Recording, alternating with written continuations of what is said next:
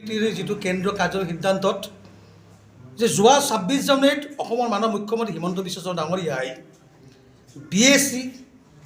BTC আৰু BTR চুক্তিবিলাক যেনেকৈ BTRত বসবাস কৰা ২২ লক্ষ অনাবৰ কৰা চিন্তা নকৰি মাত্ৰ এটা জনগোষ্ঠীক প্ৰাধান্য দি তেওঁ যি ৰাজনৈতিক মুনাফা হাসিল কৰাৰ স্বাৰ্থত পৰিকল্পনা যিখিনি চুক্তি কৰিলে ছেইম একেধৰণৰ ২০২৩ চনৰ ২৬ জানুৱাৰী গণতন্ত্ৰ দিৱসৰ দিনাখন বিশ্বনাথ চাৰিআলি হওক, শোণিতপুৰ হওক, গহপুৰৰ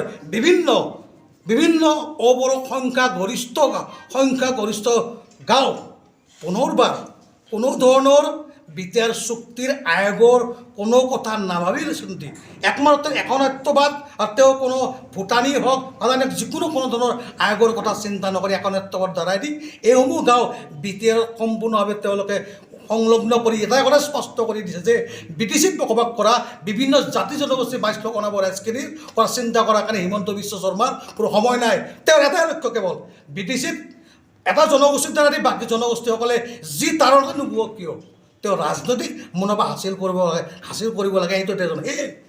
এই BTC ২২ লক্ষ অনাবৰ স্বাৰ্থত অবড়ো সুৰক্ষা জন্ম জাতি মাতি ৰক্ষাৰ স্বাৰ্থত এটা কথা স্পষ্ট কথা আজি অবড়ো সুৰক্ষা জনাই দিব খুজিছে যে যিমানে চেষ্টা নকৰক চৰকাৰী ষড়যন্ত্ৰই BTCত বসবাস কৰা ২২ লক্ষ অনাবৰ স্বাৰ্থত কোনোবা ব্যক্তিয়ে যদি আমাৰ এই বস্তু হৰণ কৰিব খোজে তাৰ প্ৰতিক্ৰিয়া হিচাপত অহা ২ ফেব্ৰুৱাৰী ২০২৩ চনত ৰাতিপুৱা ৬ বজাৰ পৰা ২৪ ঘণ্টাৰ কাৰণে এই অবড়ো সুৰক্ষা সম্বন্ধে ঘোষণা কৰিছে আৰু এই চেগতে এই বিবৃতি BTCৰ ২২ লক্ষ অনাবৰ ৰাইজক হাতযোৰ কৰি এটাই অনুৰোধ কৰোঁ যদিহে আপোনালোকে যদি আগন্তুক যদি এই ২ তাৰিখে যদি আপোনালোকে অবড়ো সুৰক্ষা সমিতিৰ যদি জাতি মাতি ৰক্ষা সংগ্ৰাম খেলক যদি চিৰদিনৰ কাৰণে যদি সফল আৰু এই চৰকাৰে মূল্য এটা জনগোষ্ঠীক লাভান্বিত কৰা চৰকাৰৰ যদি প্ৰতিক্ৰিয়া হিচাপত যদি আপোনালোকে শান্তিপূৰ্ণভাৱে যদি এই বন্ধটো সহযোগ ৰূপায়ণ নকৰে এটা কথা মন কৰিব আজি আপোনালোকৰ অবড়ো সুৰক্ষা সমিতিৰ অসহমত আৰু সহমতৰ নিৰ্ভৰ কৰিব BTCৰ ২২ লক্ষ অনাবৰ ৰাইজৰ জাতিবাদী ৰক্ষাৰ সংগ্ৰামৰ অস্তিত্ব। বন্ধুসকল, BTR চুক্তিত উল্লেখ থকা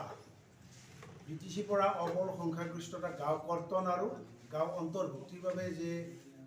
আয়োগ গঠন কৰি দিলে প্ৰথমতে PP বাৰ্মা ছাৰৰ নেতৃত্বত এখন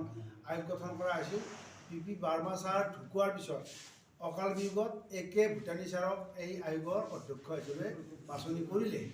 কিন্তু এই আয়োগক নস্যাৎ কৰি ২০২০ তাৰিখে যে চুক্তি হ'ল এই চুক্তিক নস্যাৎ কৰি হিমন্ত বিশ্ব শৰ্মাই যোৱা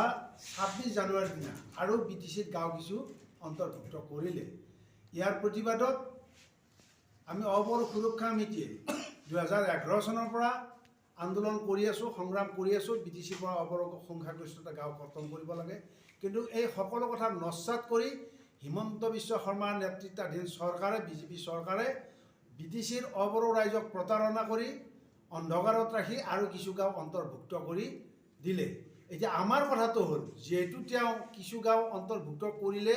এই আয়োগখনক নস্যাৎ কৰি, গতিকে তেওঁ নিশ্চয় গাঁও যিহেতু অন্তৰ্ভুক্ত কৰিব পাৰে, গাঁও সোমাবও পাৰে, ওলাবও পাৰে, গতিকে গাঁও কৰ্তন নকৰাৰ কাৰণে গাঁও নকৰা কৰি গাঁও অন্তৰ্ভুক্তি কৰাৰ প্ৰতিবাদত অহা ২ তাৰিখে ২ ফেব্ৰুৱাৰী ২০২৩ বৃহস্পতিবাৰে অবড়ো সুৰক্ষা সমিতিৰ নেতৃত্বত সকলো দল সংগঠন তথা ৰাইজৰ সহযোগত ২৪ ঘণ্টীয়া অসম বন্ধৰ দৰে কাৰ্যসূচী আমি ল'বলৈ বাধ্য হ'লোঁ আৰু এই বন্ধ শান্তিপূৰ্ণ তথা সফলভাৱে কামনা কৰিলোঁ, সফলভাৱে ৰূপায়ণ